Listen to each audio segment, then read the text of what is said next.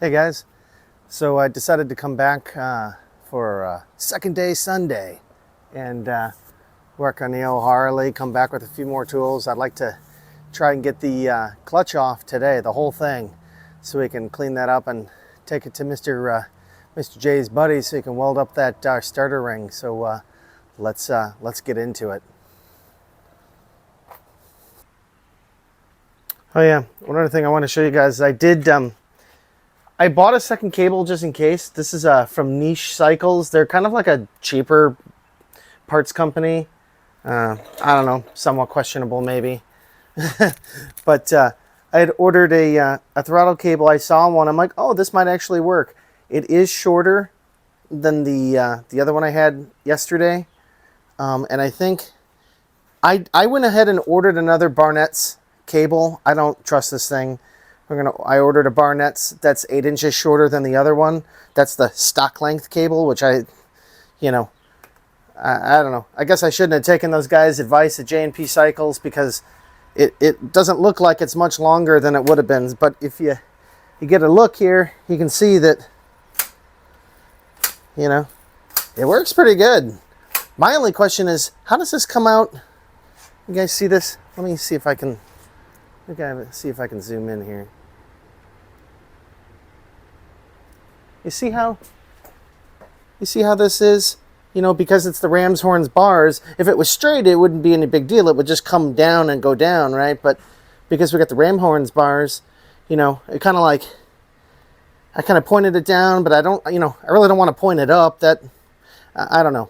But I'm thinking something like, it's coming out here and we'll just, let me zoom back out. I'll show you. Let me zoom back out.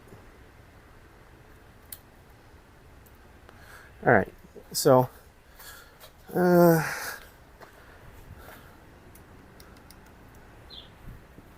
right, so I think I can kind of get away with, moving the cable back like this, and I just was thinking like, I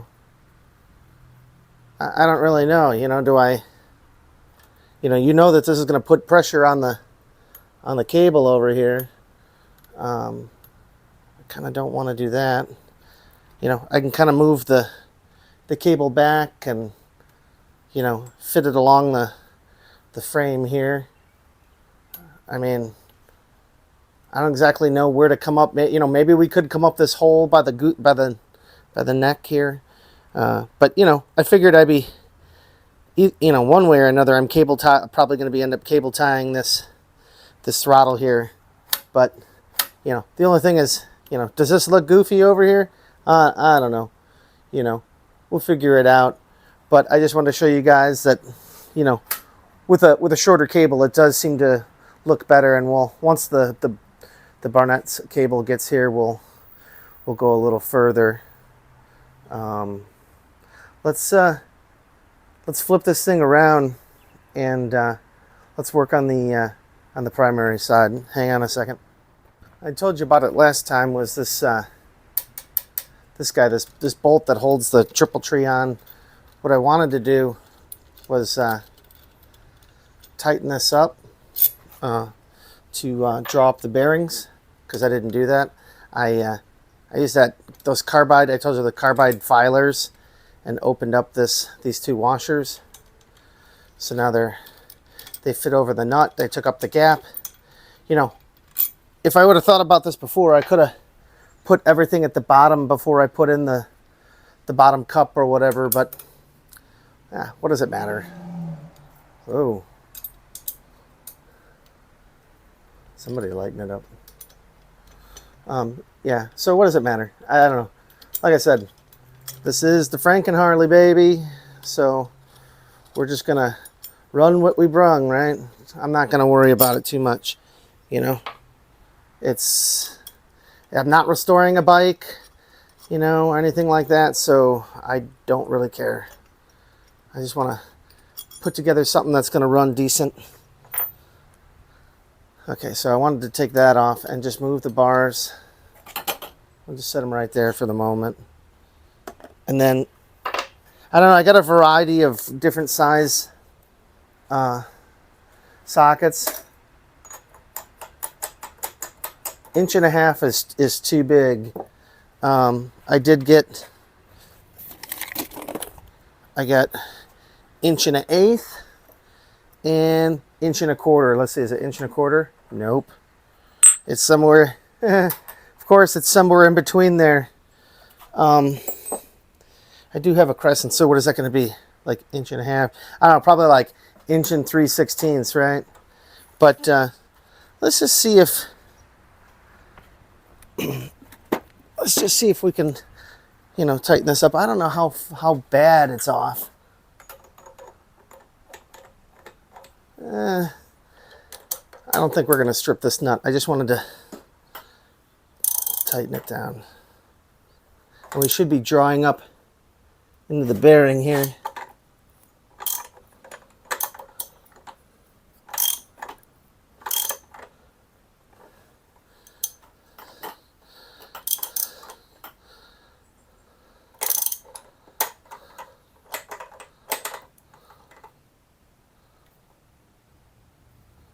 Wow, these are that loose too? I need to tighten these up too, I guess. These pieces here. Okay.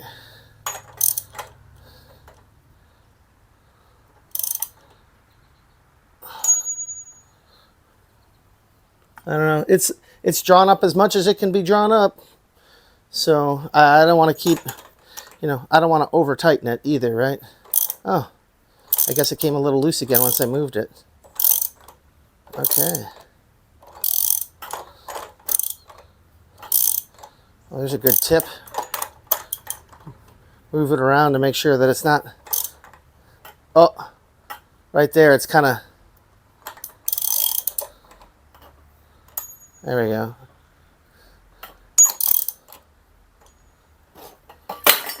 Oh no, there goes my bars. Okay.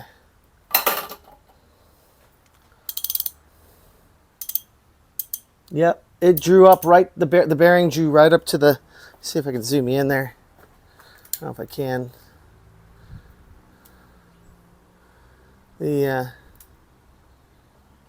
See, we got the, and it is hard to see over there. But the bearing right here, it's now, the dust cap is right up to the cup, just like it is, you know, up here-ish. So still rolls good. I think we're going to leave it there. I didn't buy this socket for this. I bought it for the primary drive. So yeah, you know, I could just use a big crescent wrench, or I can buy an 1 3/16 wrench, whatever. You know, we'll get her done. So let's. I want to tighten the Allen. I want to tighten the Allen on that piece so that that doesn't come loose, and then we'll move on. I'll put the handlebars back on. Hang on a second.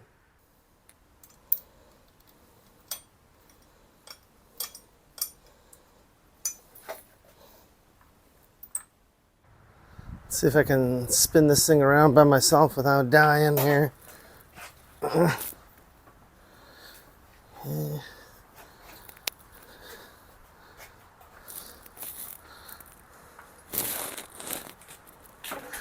And this is one of the reasons I didn't strap it down. So if you guys are like, you're supposed to be strap it down and on that board. Yeah, I know. But then you can't do this. Right? I just crab walk it a little more towards the middle. Here we go. See? Yeah. I put it in more shit on it. It's gonna fall off for sure, but it's good for right now. All right, everybody. So let's see if we can open up our box of tools here. I got a couple that we're gonna need. This is the locking plate. You guys can see that. This is gonna go for the clutch.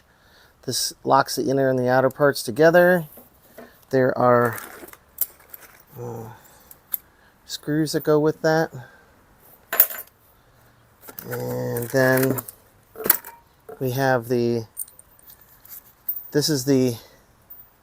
side puller, it goes right here. And I have the other one for the other hub on the other side. And then we have the locking bars that sit kind of, I forget how they sit. They sit like,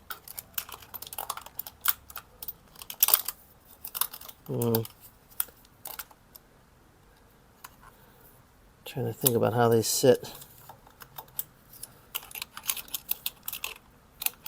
I forget, but we got to get them in there. We need to lock these two sides together, and then we can take this all off. All right, we got our 3/4 here. Let's tighten this back up. And then, I forget what these were, 5/16, maybe?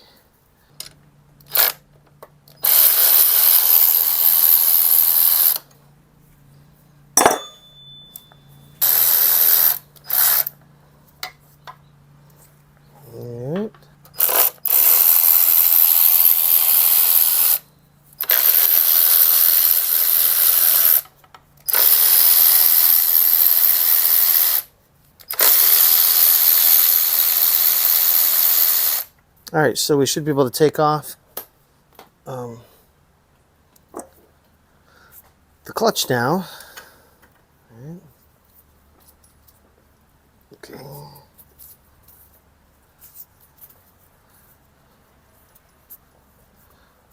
Yeah, it's working. It's working. And that's pretty much it. I think what I did last time was take one of these off. I think you gotta loosen. Yeah, there we go. Set that down. Pull out our big old spring. And then it does have up here in the clutch, it does have a that's peened over. So I'll have to get in there and hammer that out. But you know, I'm pretty sure this is the 1.5-inch nut that I needed. I thought this one was 1.5 inches, but I think this one is. Yeah. So the clutch side is 1.5 inches, and the other side is 1.25 inches. There you go. So now what I'd like to do is we need to pull out our tool here. Okay. Try not to lose our pieces here. All right, try not to lose these. Okay, so this should just be able to come out now. It came out like, oh, we got that ring in there. Remember, we put that back in. Not exactly sure where that's at now. Let me go get my little screwdriver. I put this ring back somewhere. I don't exactly know where I put the ends at. Is it here? Ah, yeah, there it is. Okay, got our ring. Now we should be able to pull this bad boy out, which, there we go. Clutch pack and all. We'll set that down. Okay, so, you know, you see, this is the transmission side, right? That's why we need this guy. We should set this up. I ordered, there's a guy on eBay I ordered all these tools from for, like, he makes them himself. Yeah, you can tell, you know, they're homemade. But the other one works perfectly fine that I got. And it was like $130. You can get the whole kit to take everything off. You know, the blocking piece and the hub pullers and this piece. And then there's something to do with a brake or a clutch. I don't know. There's another little tool there. I'll show you guys this funny little tool with a notch. I don't know. It's for a reason. I have to. I don't need it yet. That's why I don't know what it is. But we're gonna need it at some point. Yeah, I think it's just to pull it in and out. So, you know, it should go in here, and then you gotta. There you go. You just gotta align it. Yep. You see that it locks the two together. Perfect. I'm pretty sure it was like this, like the top. There. I think that's it. We just gotta, there we go. It just kind of locks the two gears together so they can't move.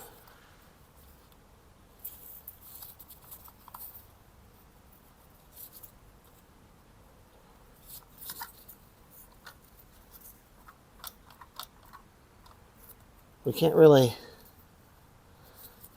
tighten it up. It just is what it is. All right, so let me get my breaker bar, and we're gonna start with the what do they call that? The compensator sprocket this side. We're gonna start over here. Here we go. Get it low so we can get a good pull on it.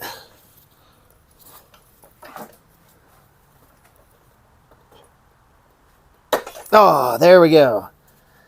That came loose. Awesome. There we go. So this is our compensator sprocket with the nut.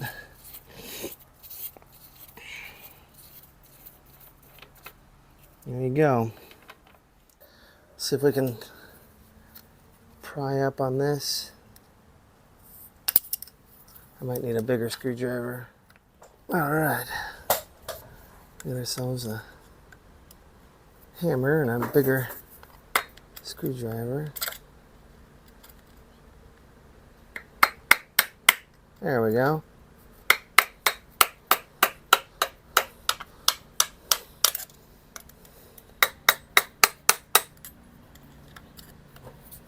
Okay, now let's pull this out. Let's turn this bad boy around so we can find this one. There we go. Put our hub locking tool back in there. Okay, rotate the, there you go. Take the inner one.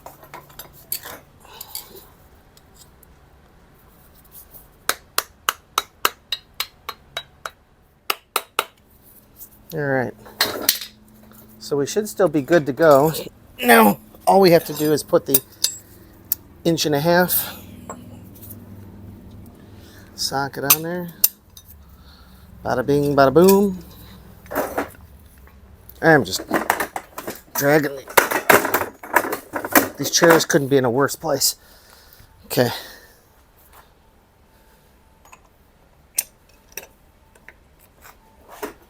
Okay, so let me get where I can bust my balls here. Okay, you guys ready? Ah, there we go. Ah, with the tools, it's easy. And yeah, you can make your own tools. You can buy your own tools. I decided to support this guy on eBay. You know, makes his own shit. Why not? You know, I'd rather pay a small-time guy, you know, for him to make the tools than buy them from like Dennis Kirk or something like that. I mean, you're going to spend the money either way. So, see if we can get this out of here. Got that off.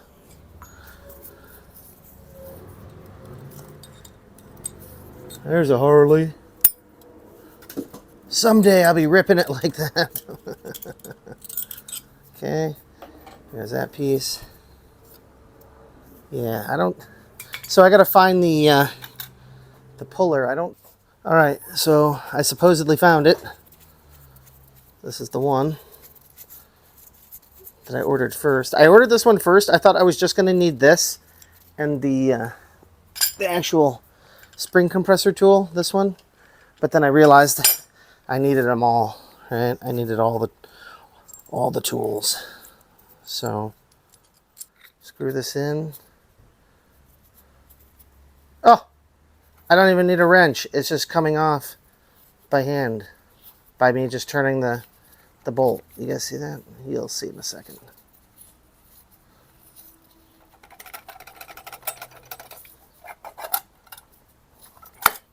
Hey, there we go.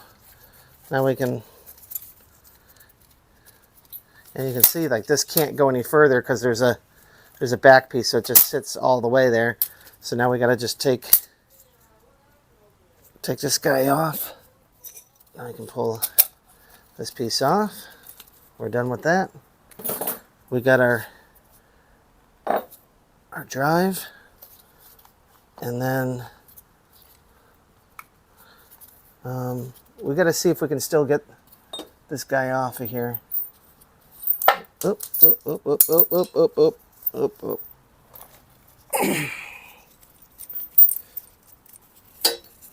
Yeah, this, you know, with the right tools, this actually isn't too bad, you know.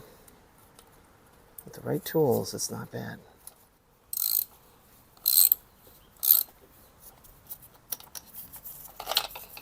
Is there a self-adjuster? Just hanging out.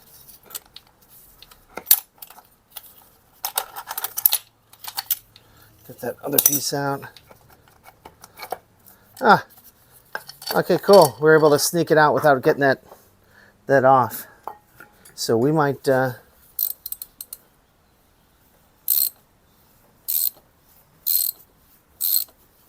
it coming off? Yeah. Okay. All right. We got our, and ooh, what was that? Some kind of ring. I think it was. What the hell is this? I think. Is this over here?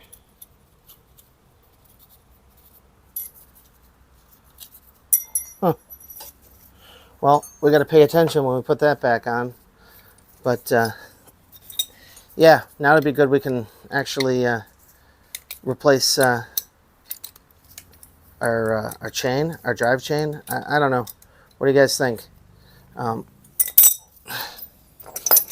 Let's take a look at it. I mean, it looks actually pretty nice. I don't see it looking weird or anything. I don't know. Now's the time to replace it. Mazel while we're in here, right? All right, everybody. I think that's all I'm going to do motor-wise. We got the clutch basket off. Now I can just work on cleaning that up, and so we can get the ring gear put on there. One thing I did notice was that I tried to fit up the starter, and it's kind of hitting the case, the outer case cover on that side in the very corner. I don't know if there's supposed to be a different one for the XLH versus the XLCH or something, but it's kind of hitting. But you know, regardless if I use the electric start or not, still gonna have to get that ring on there if I even want the possibility. So we're just gonna keep moving forwards. And I think one of the things I'm going to do while I'm here is I got this metal polish, CJ's Master Formula Metal Gloss. I tried this stuff. I saw it on, it's one of those, you know, Instagram scams, except it wasn't. So it was like 20 something bucks. I polished a quarter with this. It was amazing.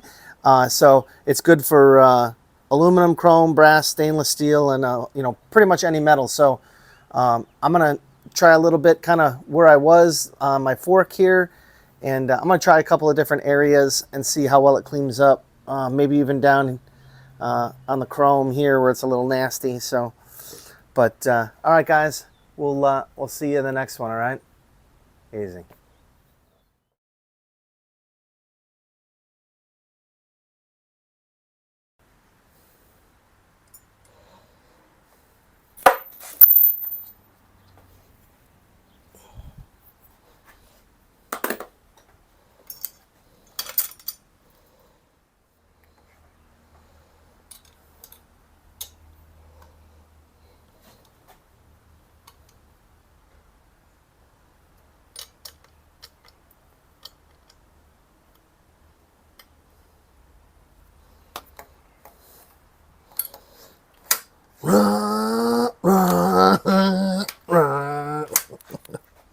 Oh, can't wait.